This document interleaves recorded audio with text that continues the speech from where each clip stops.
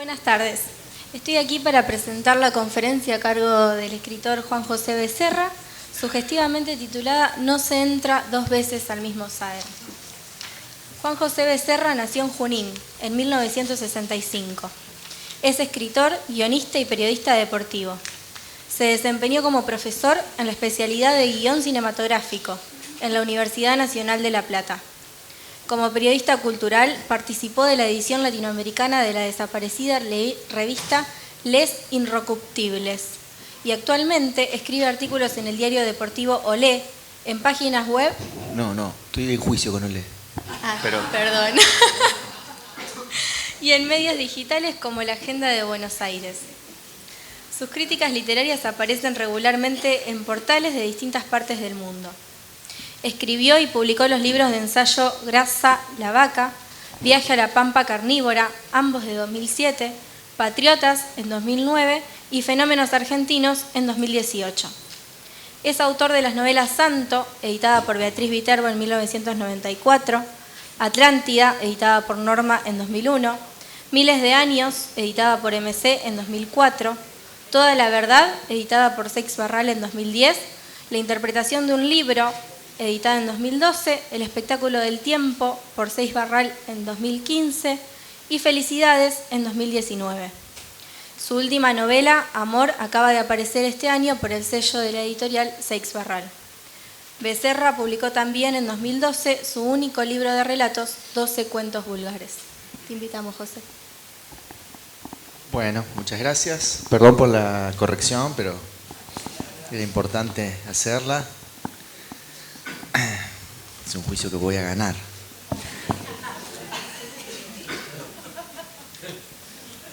Les voy a invitar a todos ustedes a que miren cómo cuento plata.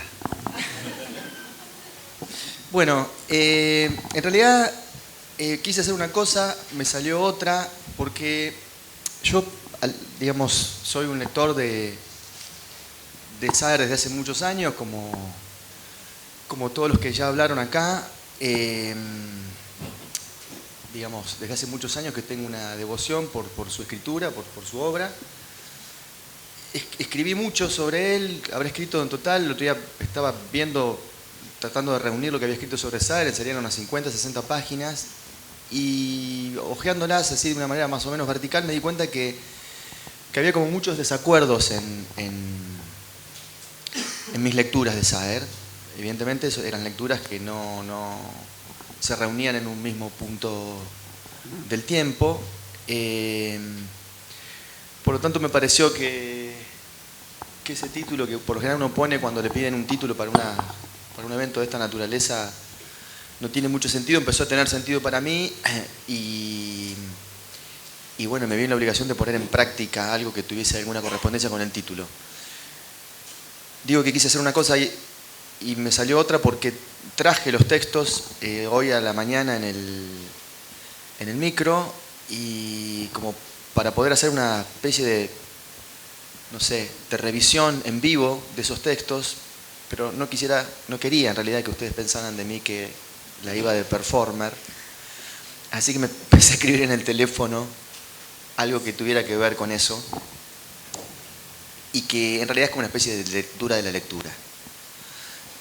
O sea, de una lectura de las lecturas de Saer, de todos estos años, no de todas, sino de algunas. Entonces, lo que quedó de ese repertorio de observaciones, en el segundo piso del bondi que me trajo, en el primero viajaba la clase popular con Alberto Díaz como uno de sus pasajeros, lo voy a leer ahora. Y es la primera vez que lo leo, así que puede haber fallas.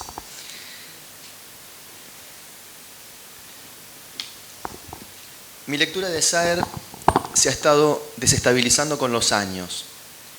Lo sé por las notas disonantes que fui tomando y por cierto bajón por su idolatría, en principio inspirada en el concepto de escritura. Desde el vamos, su literatura fue un arte programado y no me entraba en la cabeza que de ella no pudiera deducirse un manifiesto. En ese viaje visto desde la orilla, en la que el lector ve pasar como buques de guerra los halos de los nombres, Creí ver la totalidad de un proceso que empezaba en una idea de la literatura y terminaba en una práctica de la literatura, sin que entre ambas entrara un alfiler. Saber lo que se quiere hacer y hacerlo, o sea, cumplir una misión. Que un escritor planeara el acto de escritura bajo un estricto control de calidad de las operaciones en juego, ¿era normal? ¿Es normal? Era un procedimiento como cualquier otro, pero impactaba por el extraordinario ajuste de los materiales. Una escritura. Eso era lo que Saer traía, lo que tenía cuando lo avisté. Después todo fue consolidación del vínculo que me fascinaba con el escritor de la escritura, es decir, más lecturas y más lecturas de esas lecturas, hasta volverme saeriano en el sentido de adscripción a una orden, la de las oraciones subordinadas, las de Saer y las que pudieran aparecer si se miraba hacia los costados, en los que se podía ver a Thomas Bernhard, o hacia atrás, en cuyo horizonte estaba Marcel Proust, incluso adelante, donde esperaba Sergio Chaifek. De golpe estaba en una familia de lectores y escritores que veían como un hecho natural darle vueltas a las frases.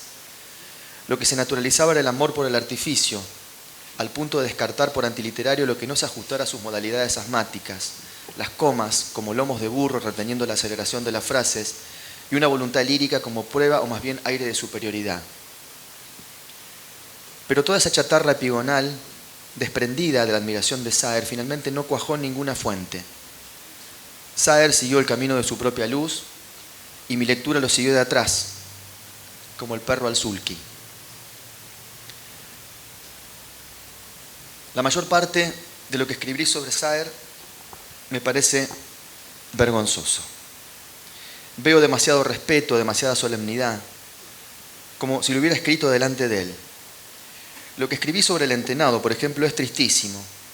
Se parece a un acto de prosternación movido menos por la fe que por el cansancio, y el resultado es desolador.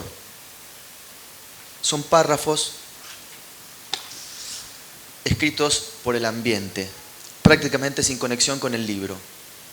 No los cito porque no dan ni para la autoflagelación. ¿Qué quise decir?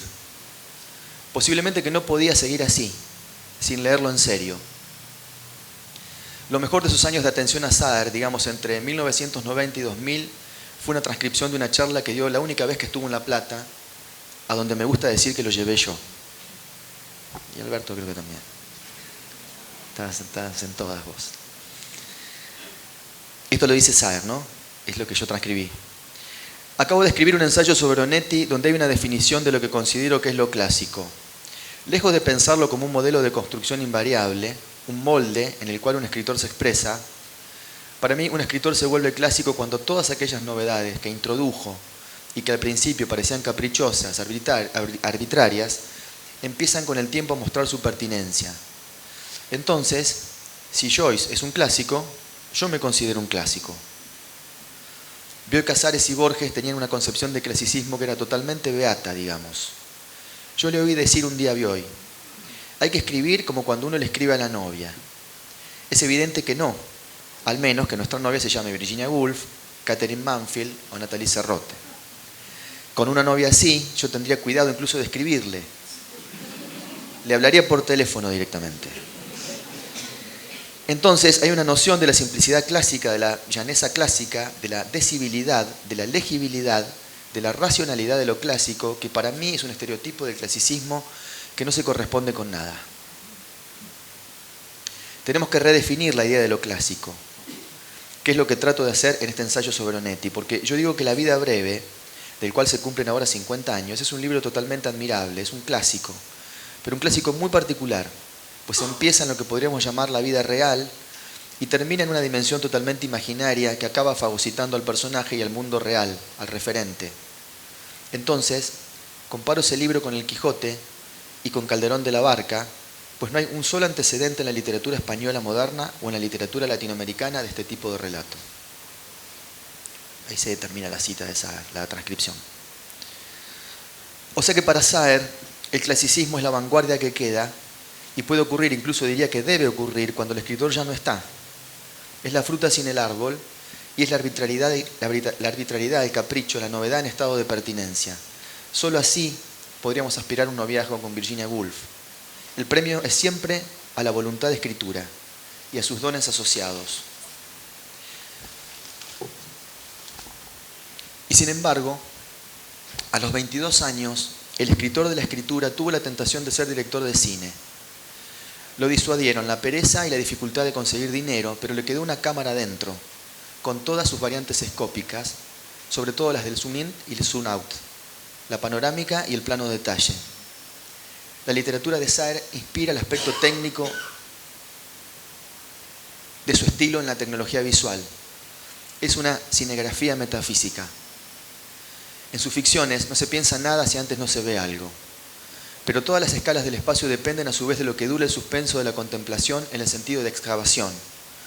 Se lo puede explicar por Timeline, la obra de Douglas Gordon, donde los 109 minutos de psicosis de Alfred Hitchcock los hizo durar un día.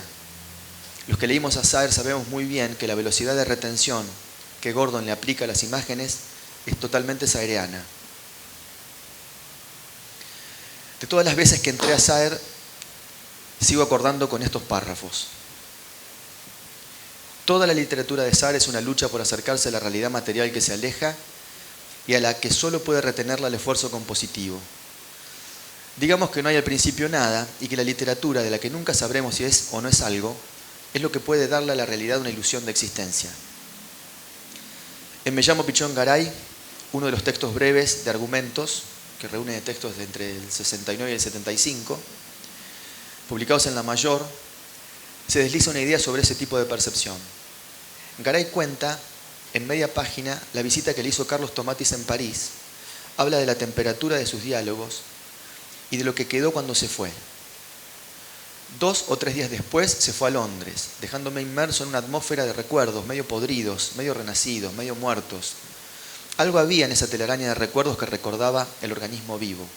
El cachorro moribundo que se sacude un poco, todavía caliente, cuando uno lo toca despacito para ver qué pasa con la punta de un palo o con el dedo. Después la cosa dejó de fluir y el animal quedó rígido, muerto, hecho exclusivamente de aristas y cartílagos. Esa atmósfera degradante y tendida como trampa es lo que la percepción de Saer deja que se estabilice, digamos que por enfriamiento, para que su escritura cumpla con la parte que le toca, el control artístico de la actividad orgánica.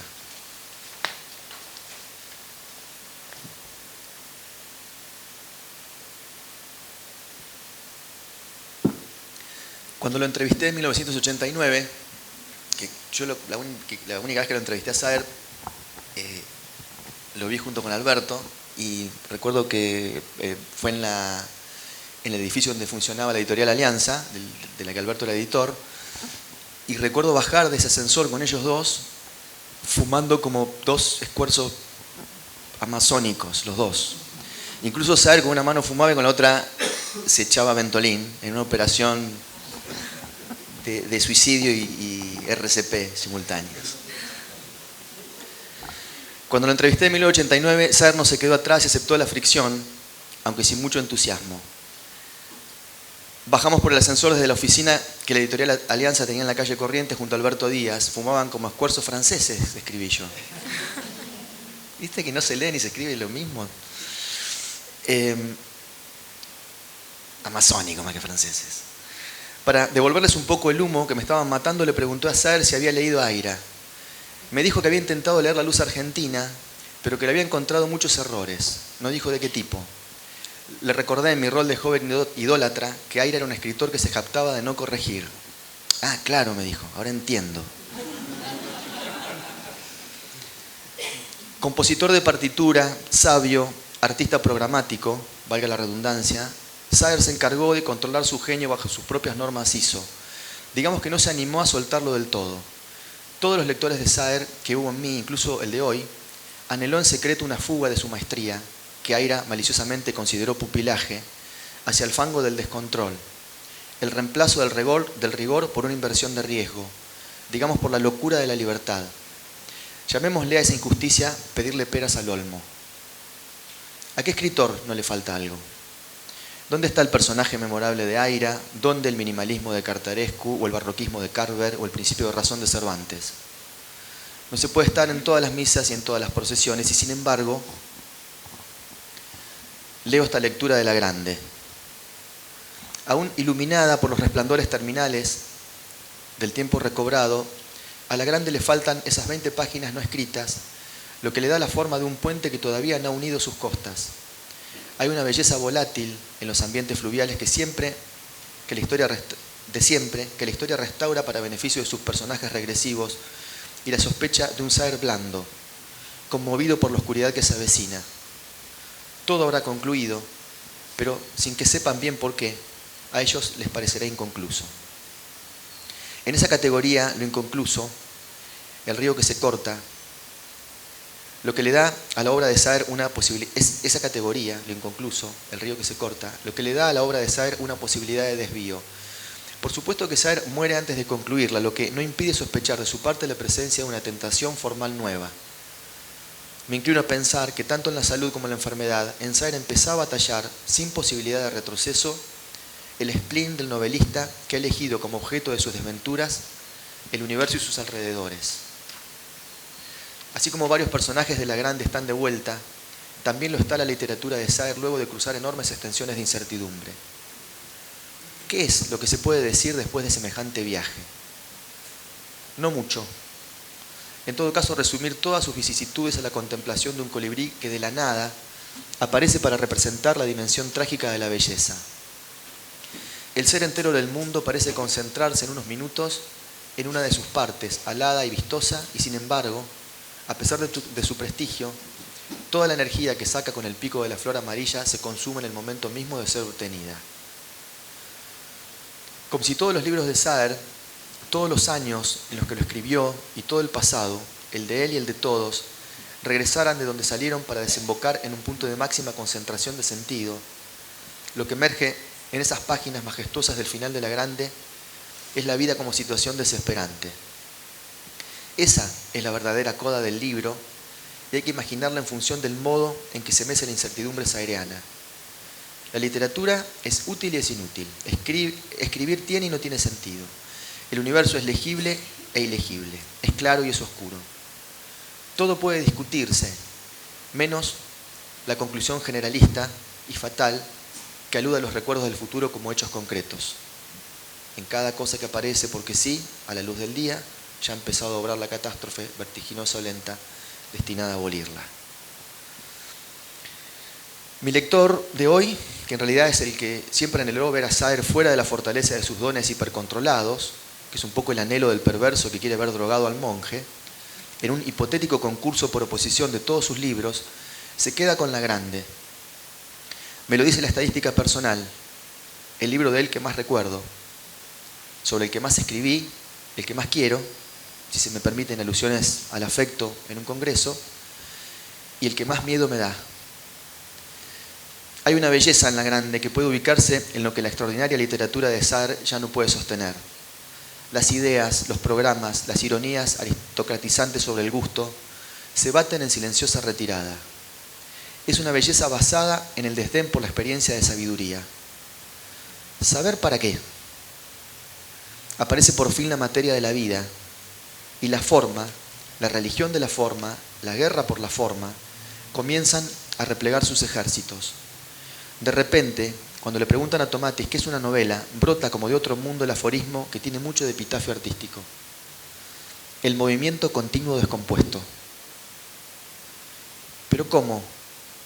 ¿El movimiento continuo descompuesto no era la vida? La Grande es la historia de varias vidas a lo largo de 7 días, una semana entera de Bloom Days que encierra la contemplación coral del funcionamiento total del universo conocido. Varias generaciones comparten un asado y los invitados más jóvenes comienzan a asomar sus cabezas por encima del elenco de personajes que habitaron las novelas de Saer durante décadas. Así es la vida. La resignación de las viejas glorias ante el otoño personal no incluye el resentimiento, pero sí el drama de la insatisfacción. Alberto Díaz contó que Saer quería escribir el último capítulo como una coda de no más de 20 páginas e inconcluso solo alcanzó a decir: con la lluvia llegó el otoño y con el otoño el tiempo del vino. En lo que falta está el todo. Todo lo que no fue, todo lo que no es, todo lo que no está. El éxito rutilante de La Grande es que en ella fracasan las formas ideales. La novela termina sola. La termina el mundo en nombre de su autor, o de su apropiador, o de su recolector. La felicidad, un poco idiotizada por los intercambios mundanos de los invitados al asado, comienza a agotarse al cabo de una tarde infernal. Una tormenta se está armando en el horizonte. Se viene una. Nula camina unas cuadras para contemplarla a la distancia. Antes vio libar a un colibrí y escribió en su cabeza la frase que recién leí. En cada cosa que aparece, porque sí, a la luz del día. Por la memoria de Tomatis, en viaje a Rosario pasan su hija Alicia, su novia Violeta, los amigos santafesinos, la vida cotidiana del diario La Región, Brando y su constelación de alcahuetes, y cada tanto, así como el recuerdo entra en el presente en fragmentos de imágenes y reflexiones, o como texto arcaico y desciframiento desconfiado o posible de ese texto, es la actualidad de los sembrados y los movimientos de la ruta lo que perfora las ráfagas encadenadas de ensoñaciones y memoria. Pero el marco en el que se dan estos hechos es el de la preparación de un giro radical, el que va del flashback al flash forward, una aceleración en el proceso de percepción de Tomatis y de todo el libro, en el que los acontecimientos se precipitan hacia un futuro que no se va a vivir. Esa es la apertura, la fuga de la literatura de Saer hacia un mundo al que le va a faltar un escritor. Gracias.